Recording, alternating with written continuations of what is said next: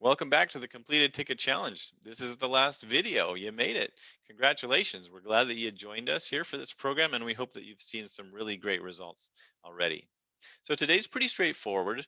You're just going to add some details to your daily huddle that your engineers need to report on. So when each technician gets to their section of the daily huddle, they're going to report on these things about their tickets. They're going to see if there's any tickets that have violated the neglected threshold, meaning they've been in the status too long. Also, if you've set the thresholds for the recent time entries or recent notes, if they're violating those, then you include those ones. So you say, okay, what led to that getting violating the threshold? What are you gonna and what are you gonna do about it?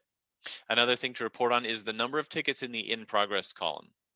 You might also want to look at the number of tickets in scheduled and in waiting, um, just to make sure that those don't grow too much. But the main thing that you want to look at is the number of tickets that are in, you know, that are in that technician's court to do, because that's, the whole thing that we're focusing here on the completed ticket challenge to prevent that work in progress from growing and growing and growing. So if they have more than one or maybe two tickets in there, then they need to explain what's going on and what they're going to do to fix it.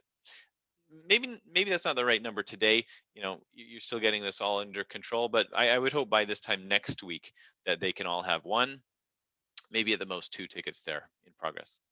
And then the third thing that they're going to report on are any tickets that are violating one of the other metrics on those cards, like if they're overdue, or they're violating their budget, meaning there's more hours logged on it than was set in the budget, or they're past their SLA.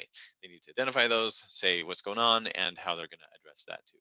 So you might recognize this as something called managing by exception. Um, and the idea behind that is that we really don't need to spend too much energy thinking about the tickets that are going well in your pipeline of work. We really only need to focus our energy on identifying and fixing the ones that aren't going well. And so that's what Kanban allows you to do pretty effectively.